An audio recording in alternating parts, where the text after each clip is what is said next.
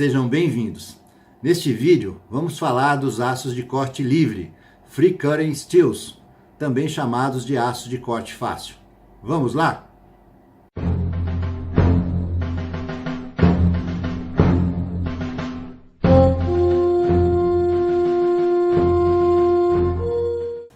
No início do ano de 1941, durante a Segunda Guerra Mundial, no escritório de gerenciamento da indústria de guerra em Washington, D.C., o coronel, depois general, Guy H. Derry, disse ao então presidente da Chrysler, K.T. Keller, que o exército precisava de 3 a 5 bilhões de cartuchos de calibre .45 e se ele poderia fabricá-los na fábrica da Chrysler em Evansville.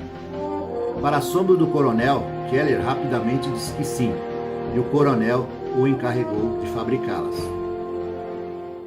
O primeiro passo para produzir a munição em quantidades tão enormes foi descobrir uma liga de aço adequada para ser usada nos invólucros dos cartuchos .45, que eram fabricados com latão antes da guerra. Metalúrgicos liderados pelo engenheiro-chefe Bob Christman, natural do Wyoming, que manuseava armas de fogo desde pequeno, conferenciou com o metalúrgico de uma usina siderúrgica em Pittsburgh para produzir a liga de aço com propriedades semelhantes às do latão. Após meses de testes, os primeiros cartuchos de aço modificado foram testados em junho de 1942 e aprovados. A fábrica de munição da Chrysler recebeu luz verde para produzir o maior número de munições possível. Tinha início aí a produção em massa dos aços modificados, que abririam o caminho para os aços de corte livre que são usados até hoje.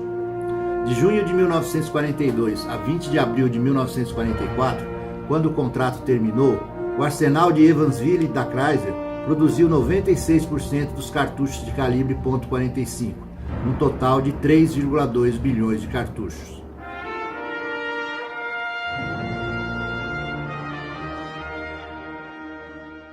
Os aços de corte livre, Free Cutting Steels, são os aços ressulfurados, os aços ressulfurados e refosforados e os aços com adição de chumbo. Enxofre, fósforo e chumbo são adicionados ao aço para melhorar a usinabilidade. O enxofre não liga com o ferro no aço, mas combina com o manganês para formar inclusões de sulfetos de manganês. Essas inclusões são insolúveis na matriz ferrítica e possuem uma dureza menor que a matriz ferrítica. O chumbo também é uma inclusão sólida e é insolúvel na matriz do aço. O sulfeto de manganês e o chumbo comportam-se como lubrificantes sólidos, revestindo e lubrificando a face de inclinação da ferramenta de usinagem, reduzindo assim o atrito, a temperatura do cavaco do material e o desgaste da ferramenta. A característica principal destes aços é que, ao serem usinados, cortados, melhoram a condição da usinagem em tornos automáticos, tornos multifusos e centros de usinagem, permitindo o aumento da velocidade de corte, do avanço da ferramenta e, consequentemente, no aumento do índice de produtividade.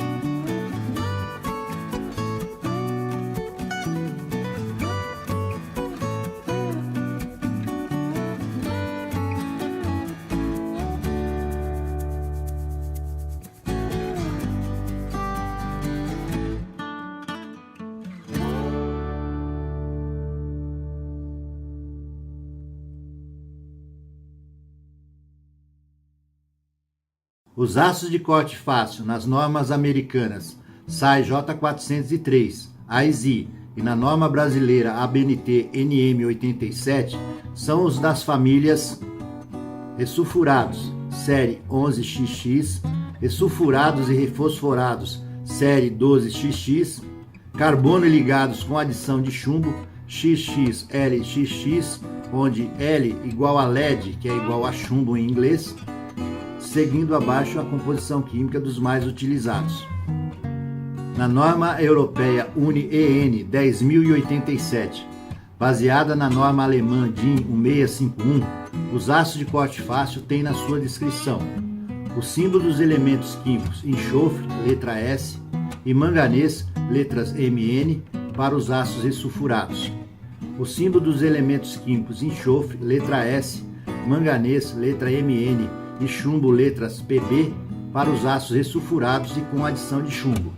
abaixo a lista dos mais utilizados.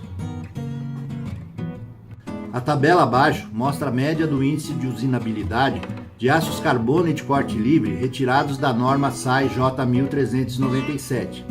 O Instituto Americano de Ferro e Aço, AISI, testou muitas ligas e comparou a velocidade de corte, vida útil da ferramenta e acabamento superficial com o aço SAE 1112 perfilado a frio e com dureza de 160 Hb, sendo que para este aço foi adotado o índice de 100%.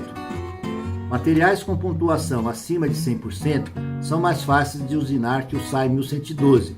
Da mesma forma, materiais com pontuações inferiores a 100% são mais difíceis de usinar. Embora os aços ressulfurados sejam benéficos para a usinabilidade, a adição de enxofre nesses aços afeta negativamente outras propriedades mecânicas, como resistência à corrosão, ductibilidade, tenacidade, conformabilidade e soldabilidade. Os processos de formação de metal, como a laminação e o forjamento, frequentemente resultam em microestrutura isotrópica e alongamento das inclusões de sulfeto de manganês deformáveis. As inclusões de sulfeto de manganês alongadas são de área efetiva diferente quando carregadas ao longo de diferentes eixos. Isso resulta em anisotropia de fadiga e propriedades monotônicas. Embora a presença do enxofre melhore a usinabilidade do aço, as inclusões de sulfeto de manganês deformáveis causam anisotropia nas propriedades mecânicas e de fadiga.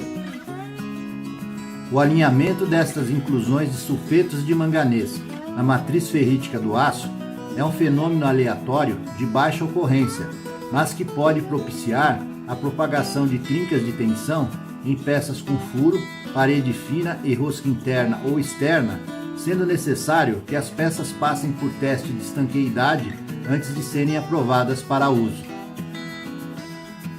Os aços ressulfurados contêm fases particulares que reduzem sua resistência à fadiga e não são aceitáveis para uso em fadiga por vibração de alto estresse e alto ciclo, como parafusos de fixação. Se você gostou deste vídeo, por favor, deixe seu like, se inscreva no canal e me ajude a divulgar estes conhecimentos de uma forma simplificada. Muito obrigado e até o próximo vídeo. Até lá!